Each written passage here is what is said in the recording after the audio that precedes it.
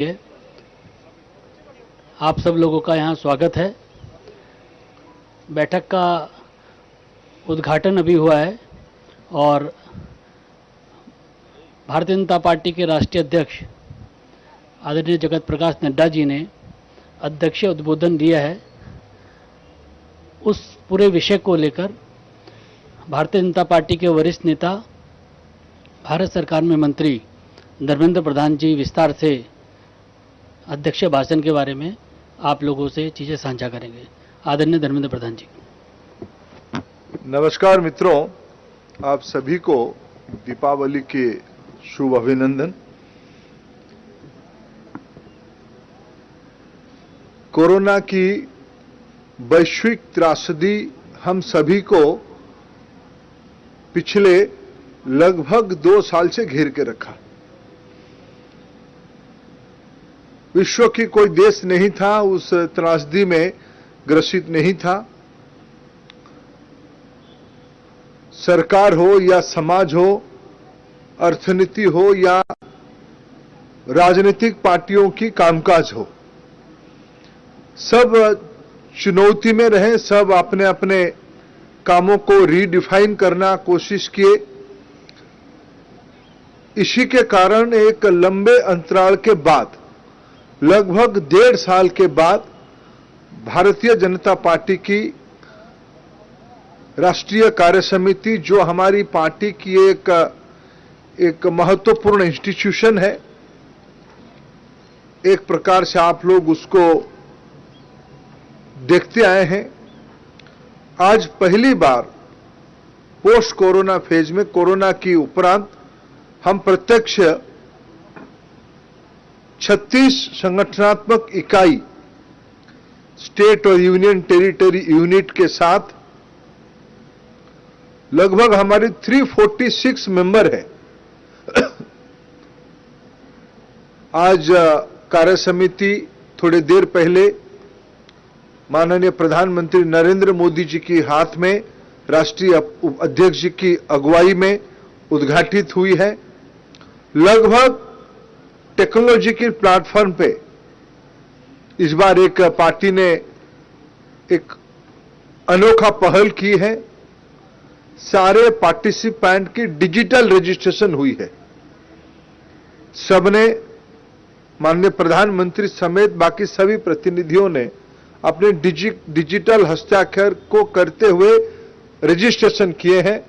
उस रजिस्ट्रेशन की एक क्यूमुलेटिव नंबर भी हम लोगों के सामने आई। लगभग 342 तक सदस्य सारे इकाइयों के साथ उपस्थित है। विशेष आपके सामने उल्लेख करने के लिए मैं 2 विषय कहूं। जैसे हमने टेक्नोलॉजी प्लेटफॉर्म को यूज किया, हम सभी के प्रेरणा के स्रोत, हमारी पार्टी के 2 वरिष्ठ नेता, मार्गदर्शक, हम सभी के अभिभावक माननीय लाल कृष्ण आडवाणी जी और माननीय डॉक्टर मुरली मनोहर जोशी जी अपने अपने निवास में टेक्नोलॉजी की प्लेटफॉर्म पे इस कार्य समिति का हिस्सा बने हैं। मित्रों, सबसे पहले प्रधानमंत्री जी की कोरोना को इस कठिन की स्थिति में चुनौती भरे रास्ते से देश को आगे ले जाने के लिए उनकी वैश्विक नेतृत्व के कारण आज विश्व उनको कई विकासशील देश और अनेक विकसित देश उनकी प्रशासनिक पहल की आदर्श मानते हैं। हमारी सबकी सौभाग्य है, देश के ऐसे एक यशस्वी व्यक्ति, यशस्वी लोकप्रिय आस्था का केंद्र प्रधानमंत्री जी बने हैं।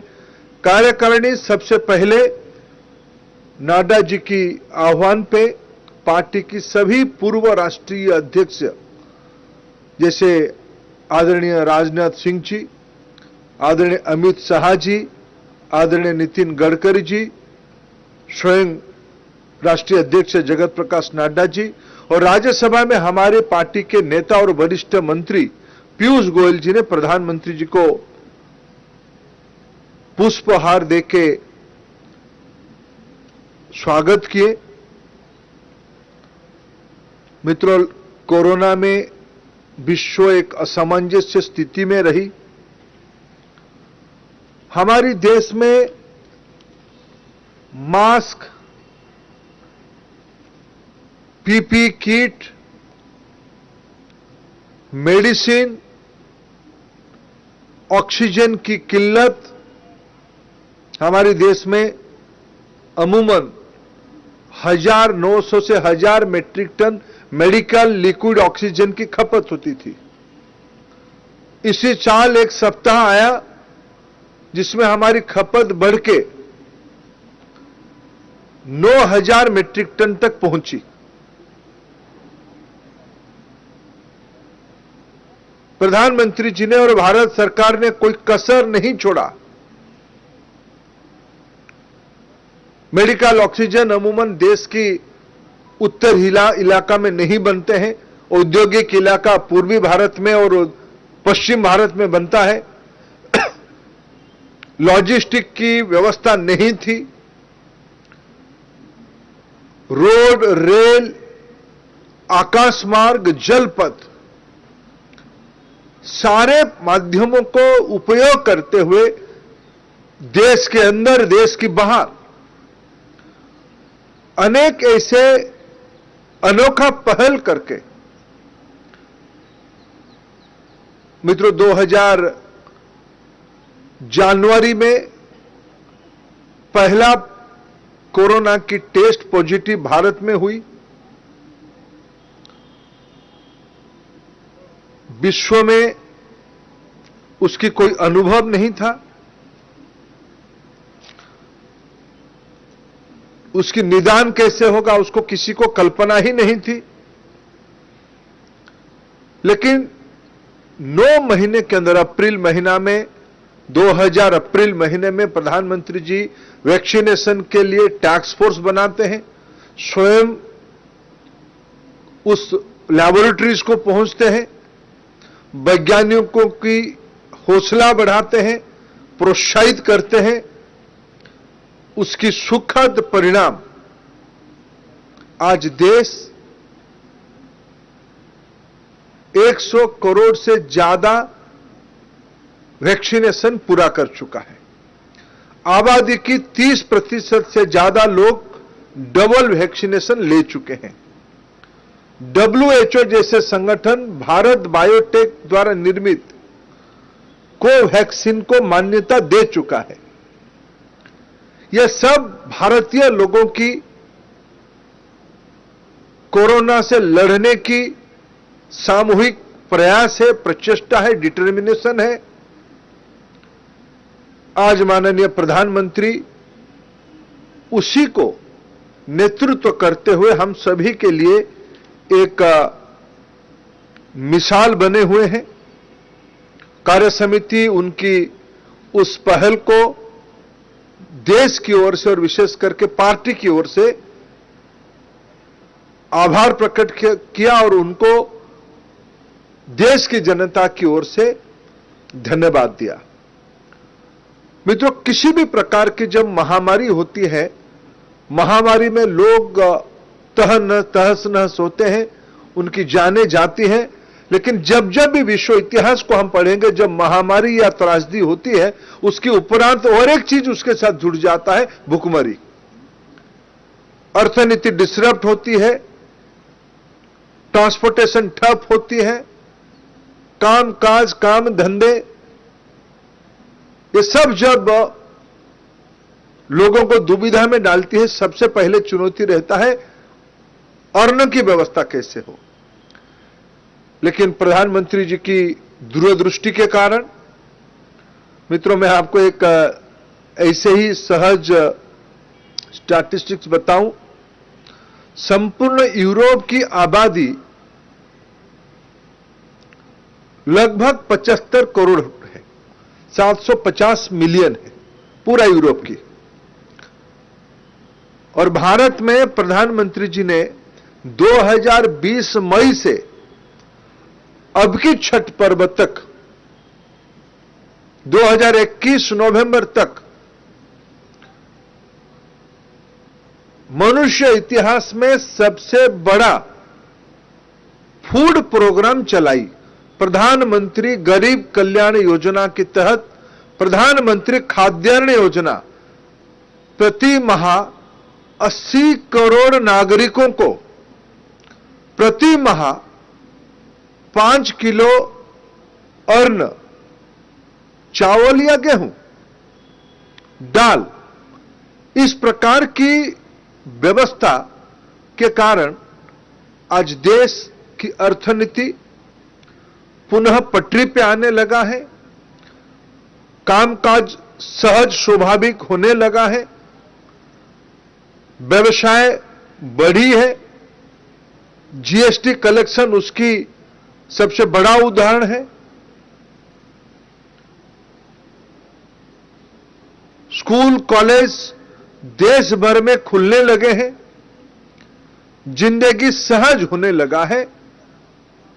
मित्रों, ये सब गरीब कल्याण योजना प्रधानमंत्री जी सही समय में सही निर्णय की लेने की, उनमें जो एक डिसाइसिव निर्णय की कैपेसिटी उनकी है, आज देश उससे लाभान्वित है। कार्य समिति ने उसके लिए भी उनको आभार प्रकट किया। तो जम्मू कश्मीर हमारी देश की अविच्छेद्य अंग है।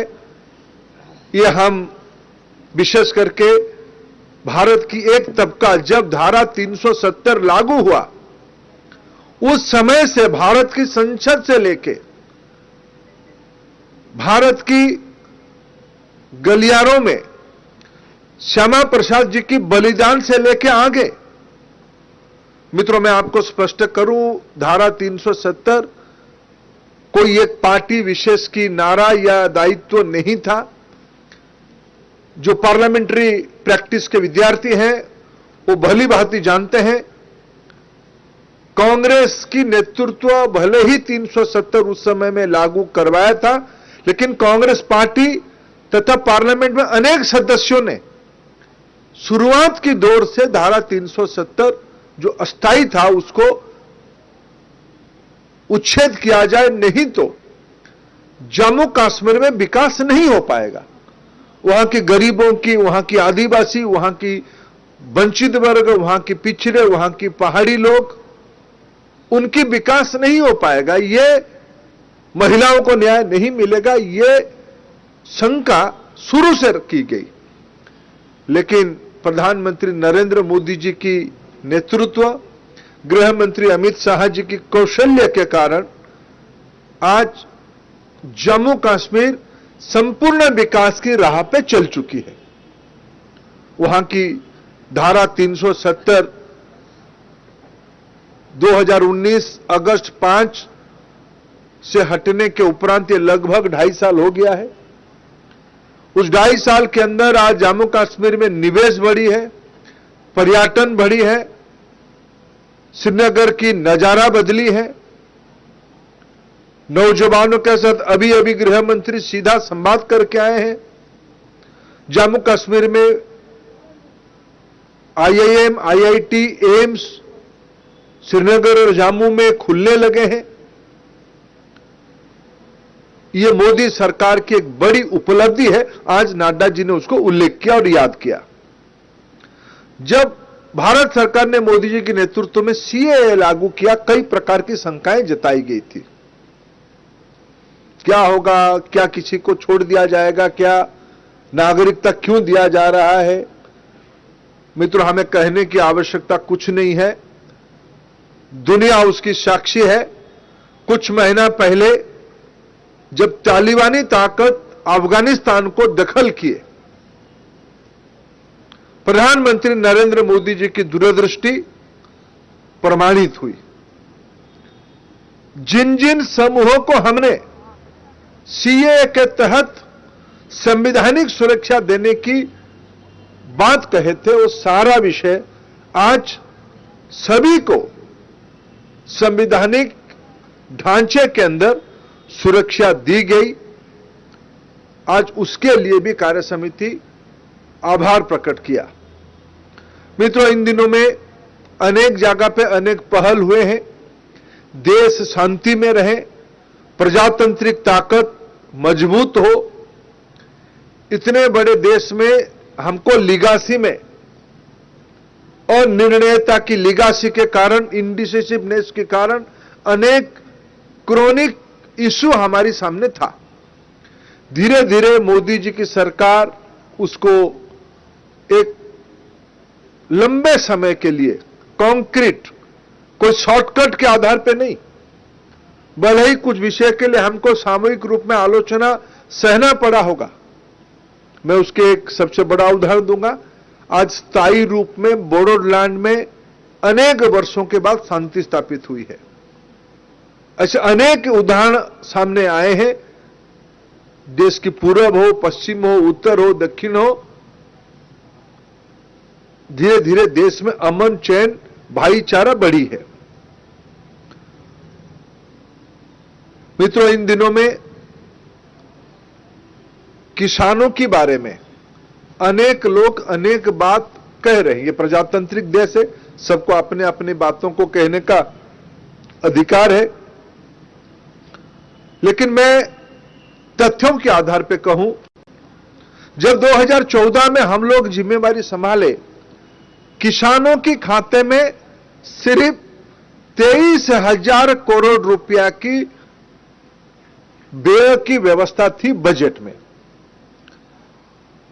अभी अभी वित्त मंत्री जी ने जो पिछले बार बजट स्थापित किया, वो एक्सपेंडिचर अमाउंट, व्यय की व्यवस्था 1,23,000 करोड़ तक पहुंची है। 10 किस्त की प्रधानमंत्री किसान सम्मान निधि दे दिया गया है। धान हो, गेहूं हो, दलहन हो, तिलहन हो, गन्ना हो, कपास हो, सारे एग्री कमोडिटी की, कृषि उत्पादित द्रव्यों की एमएसपी बढ़ाई गई है सीएससीपी की रिकमेंडेशन के आधार पे।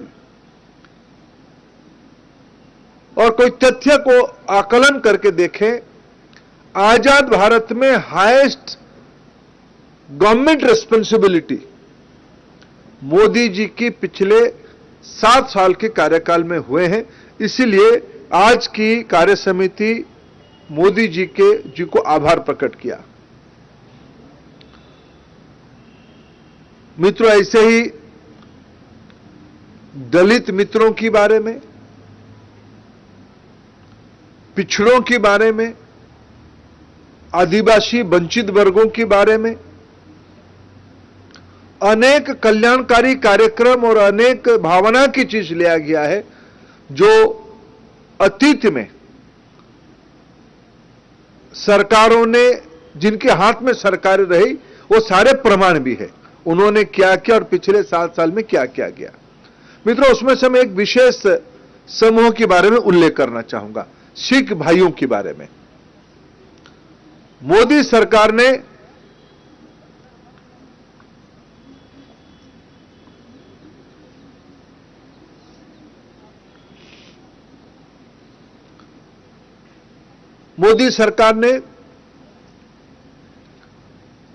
चार ऐसे, मैं आपको गिनाने के लिए मैं कई चीज गिना सकता हूं जिसको माननीय नड्डा जी ने उल्लेख किया है। मैं नड्डा जी को उद्धृत करके 4 विषय बताता हूं।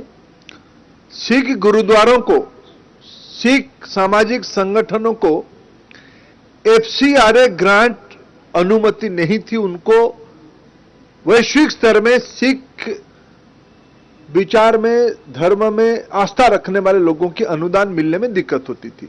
हमारी सरकार ने उसकी सरलीकरण किया। आज ये बहुत दिनों की मांग समाज की थी, उसको पूरा किया गया। लंगर में जो गुरुद्वारा में जो लंगर लगती थी, उसकी ऊपर जीएसटी लगती थी, पहले टैक्स लगता था। लंगरों को जीएसटी की सीमा से बाहर रखा गया है, जीएसटी मुक्त किया गया है। लंगर समाज की एक अन्न भंडार है, सिख समाज की एक अनोखी योगदान है भारत की सामाजिक व्यवस्था के लिए। नाडा जी ने उसको सराहना किया है।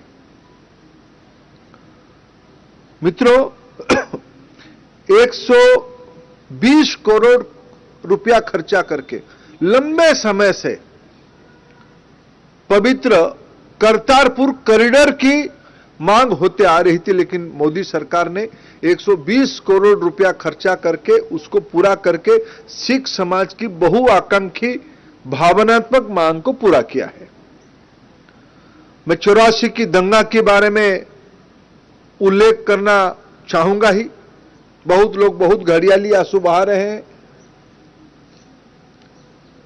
समय आबादी के अंदर एसआईटी गठन करवाना और उसकी रिपोर्ट को मानते हुए उसकी दोषियों को दंड दिलाने के काम पे एक्सपीडिएट किया गया है।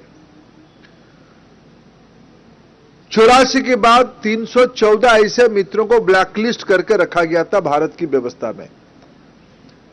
उनमें से 2 को छोड़ के बाकी 312 मित्रों को ब्लैकलिस्ट की तालिका से, उस लिस्ट से उसको हटा के उनको जनरल किया गया है। इसके कारण जो संदेह की वातावरण था, जो कंफ्यूजन था, विशेष करके समाज के मन में, सिख भाई बहनों के मन में एक पीड़ा थी। नाडा जी ने मोदी जी का आभार प्रकट किया मरहम लगाने के लिए। मित्रों, नाडा जी ने पिछले दिनों में भारतीय जनता पार्टी की जो चुनाव में सफलता हुए हैं, वो बिहार हो, कई राज्यों की उपचुनाव हो, कई राज्यों की स्थानीय इकाइयों की चुनाव हो, नाम लेने से भारत की कोई राज्य ना छूटेगा जिसमें भारतीय जनता पार्टी की जड़ और नीचे नहीं जाते हुए दिख रहा है। प्रधानमंत्री जी और भारतीय जनता पार्टी की तमाम नेतृत्व को नाडा जी ने पार्टी की ओर से आभार प्रकट किया। मित्रों, इस बीच में राष्ट्रीय शिक्षा नीति लागू हुआ है। आजाद भारत में पहली बार भारत की सभी प्रांतों ने, सभी विचार समूह ने डॉक्टर कस्तूरी रंगन जी की अगुवाई में बनी प्रधानमंत्री जी की सामने जो राष्ट्रीय शिक्षा मसौदा रखा गया है, उसको जो एक व्यवस्थित कानूनी जामा पहनाया गया, उसकी सराहना नाडा जी ने आज कार्य समिति में किया। मित्रों, पार्टी के सामने कुछ चुनौतियां अभी भी हैं। कार्य समिति हमारी लंबे अंतराल के अंदर बैठी है। इस प्रकार की कार्य समिति जब बैठती है, पुराने लेखा जोखा को याद करना, अभी की परिस्थिति को समीक्षा करना और भविष्य की रणनीति और अपनी वैचारिक प्रतिबद्धताओं को दोहराना, यही कार्य समिति में होते रहता है। आज भी अपने अध्यक्षीय भाषण ने माननीय राष्ट्रीय अध्यक्ष जी ने अभी भी केरला, तमिलनाडु, आंध्र, उड़ीसा और तेलंगाना में तो एक प्रकार से माहौल मित्र ऐसे बना है जैसे भारतीय जनता पार्टी की शासन आ ही गया है। वहां की टीआरएस को लगातार 2 उपचुनाव में हराना और जिस ढंग से अभी हजूराबाद में जिस मतों के व्यवधान पर वहां के नागरिकों ने भारतीय जनता पार्टी को जिताया, वो अपने आप में तेलंगाना की बदली हुई राजनीति की द्योतक है। उसको भी आज कार्य समिति में सराहना किया गया है। बाकी राज्यों में, विशेष करके आंध्र और उड़ीसा, वहां की संगठन को मजबूत करते हुए पार्टी को सत्ता तक ले जाने की पहल की योजना बनी। केरला में वहां की स्थानीय सरकार की तुष्टीकरण की नीति के खिलाफ पार्टी अपने स्पष्ट मंतव्य रखे। मित्रों, हमारे पूर्व राष्ट्रीय अध्यक्ष अमित शाह जी एक बात अपने ही पहला कार्य समिति जब चुने थे 2014 में, तब उन्होंने एक लक्ष्य हम सबके सामने रखा था, जिसमें से कई पड़ाव हमने पार किया है। उन्होंने मैं जहां जिन नामों को दोहराया उसी के अंदर उन्होंने आसाम की नाम लिया था, त्रिपुरा की नाम लिया था, पूर्वोत्तर की नाम लिया था। आज पूर्वोत्तर भारतीय जनता पार्टी के साथ कई बार चुनाव करके जुड़ चुका है। और अमित भाई शाह जी ने उस समय में एक बात कही थी, वो सभी कार्यकर्ताओं के लिए एक प्रकार से माइलस्टोन बन चुका है। उत्कर्ष आना बाकी है। आज माननीय नड्डा जी ने हूबहू माननीय अमित शाह जी की इस बात को दोहराया है।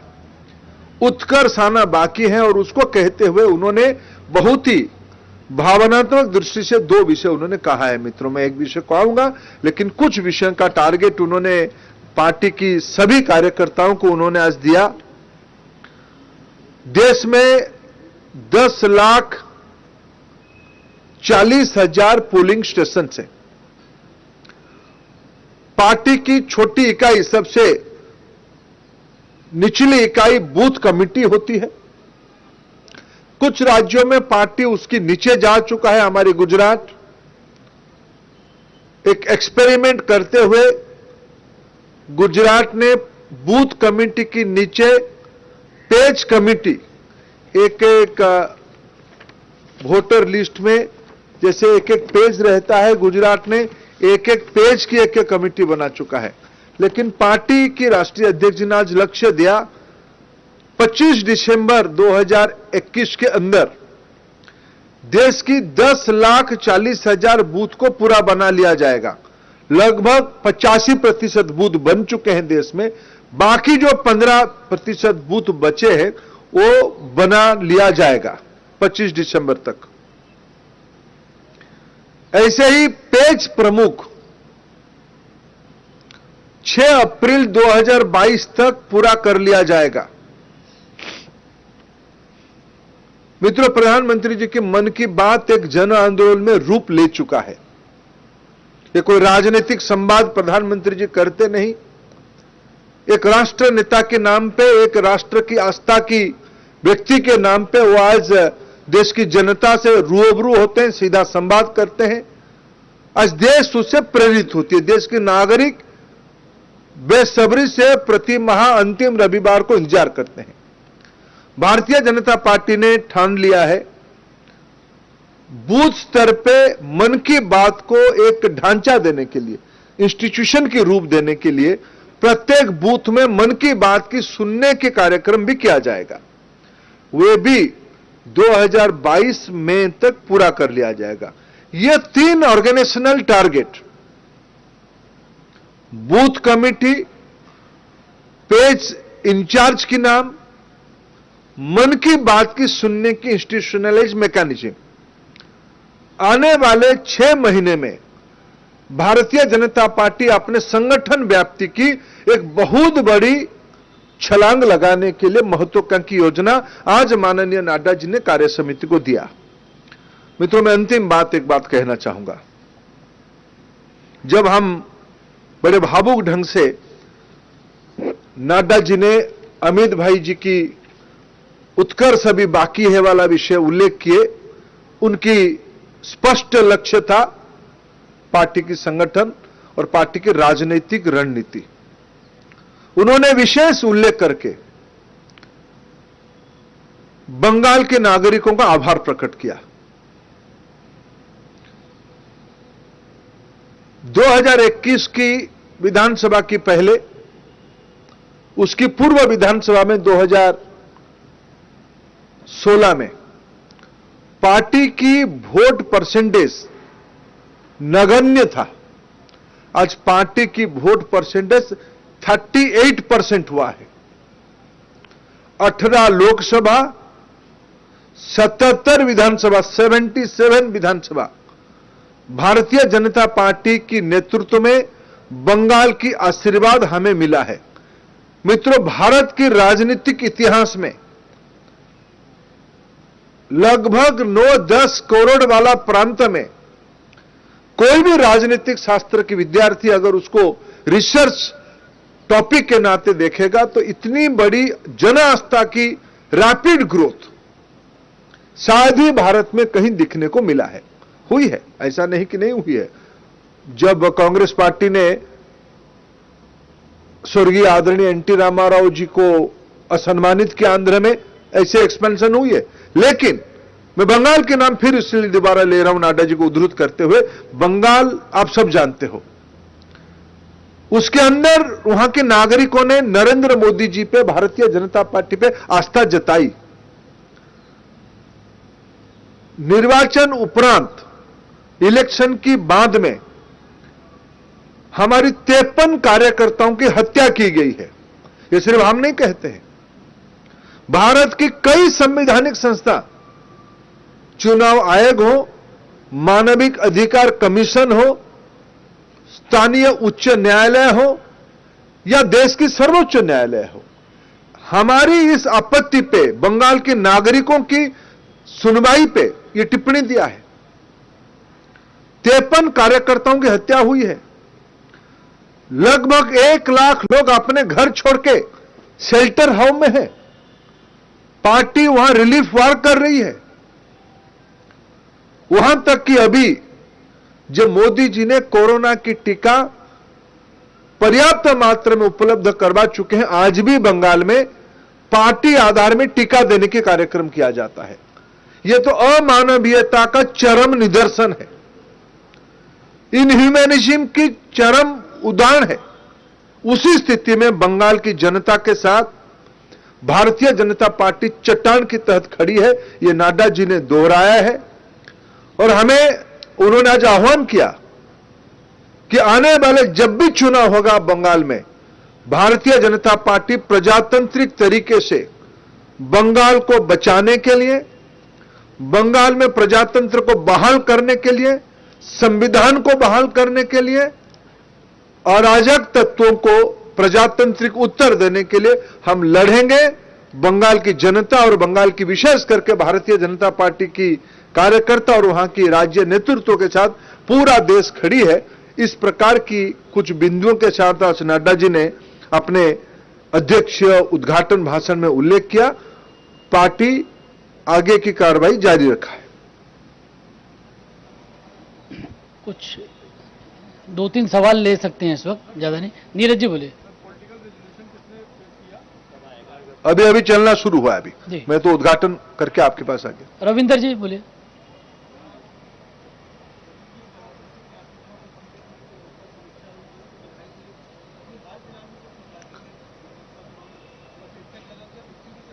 स्वाभाविक सारे विषयों पे पार्टी चर्चा कर रही है।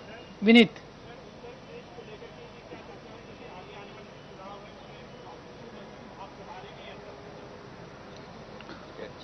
राष्ट्रीय अध्यक्ष जी की विषय अध्यक्षीय अभिभाषण के ऊपर मेरे को अनिल जी का आदेश था आपके सामने चर्चा करने। संतोष जी बोलिए।